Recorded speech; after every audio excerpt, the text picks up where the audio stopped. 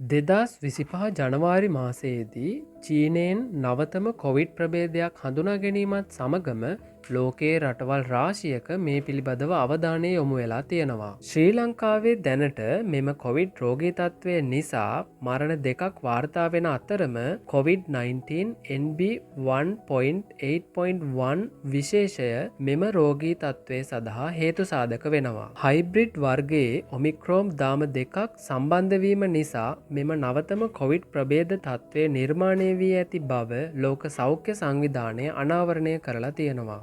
මීට ඉහතදී පැවති කොවිඩ් ප්‍රභේදයන් වගේම මෙම කොවිඩ් ප්‍රභේදයත් ඉතා ඉහළ සම්භාවිතාවයකින් පැතිරෙන බව හොයාගෙන තියෙනවා. උණ ඇතිවීමත් වෙවුලීම වියලි කැස්ස සහ දීර්ඝ වේලාවක් එක දිගට කැස්ස ඇතිවීමත් උගුර වේදනාව මාංශපේශී වේදනාව මෙන්ම සෙම් ප්‍රතිශාව හුස්ම ගැනීමේ අපහසුතාවයන් තෙහෙට්ටුව හිසේ වේදනාව කෑම අරුචිය වමනය පාචනය සහ ගඳ සුවඳ දැනීම නැතිවීමත් රෝග ලක්ෂණ ලෙස සොයාගෙන තිබෙනවා. ඉතින් මෙම රෝග ලක්ෂණ ඔබට තියෙනවා නම් වහාම සෞඛ්‍ය ආරක්ෂිත ක්‍රමවේද අනුගමනය කරමින් අදාළ වෛද්‍ය පරීක්ෂණ සිදුකර ගැනීමත් ප්‍රතිකාර ගැනීමත් ඉතාම වැදගත් වනවා. ගර්භණී කාන්තාවන් වයස අවුරුදු 6 සිට අවුරුදු 2ක් දක්වා දරුවන් වයස අවුරුදු 60ට වඩා වැඩි වැඩිහිටියන් මෙන්ම තරබාරු පුද්ගලයන් හෘද රෝග පෙනහළු රෝග මෙන්ම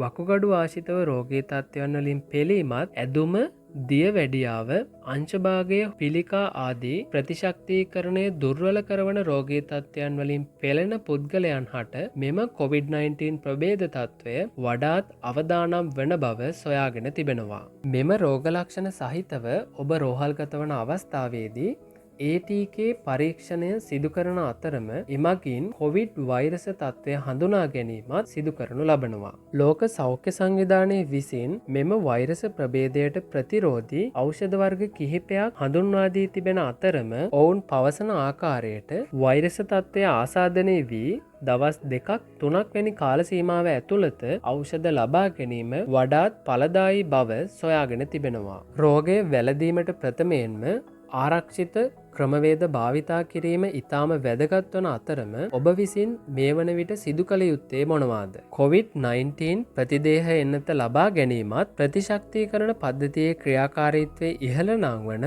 කෑම වර්ග සහ ඖෂධීය පානයන් ලබා ගැනීමත් ජනාකීර්ණ ස්ථානවලට යන විට මාස්ක් පැළඳීමත් ඉතාම වැදගත් වනවා. ඒ අතරම ඔබ රැකියාවට හෝ නගරයට ගිහින් පැමිණෙන අවස්ථාවලදී නිසියාකාර ක්‍රමවේද භාවිතා කිරීමෙන් ඔබගේ දෑත් දෙපා පිරිසිදු කර ගැනීම ඉතාම වැදගත් වෙනවා. ඉහතින් සඳහන් කළ රෝග ලක්ෂණ ඔබට තිබෙනවා නම් අනිවාර්යෙන්ම වෛද්‍ය ප්‍රතිකාරවලට යොමුවීම ඉතා සුදුසු වෙනවා. ඒත් එක්කම ඔබගේ සමීපතමයන්ගෙන් දුරස්ව සිටීමත් නිසියාකාර වෛද්‍ය ක්‍රමවේද අනුගමනය කරමින් වෛරස තත්ත්වය තව තවත් ව්‍යාප්ත වීම වැළැක්වීම ඉතාම වැදගත් වෙනවා.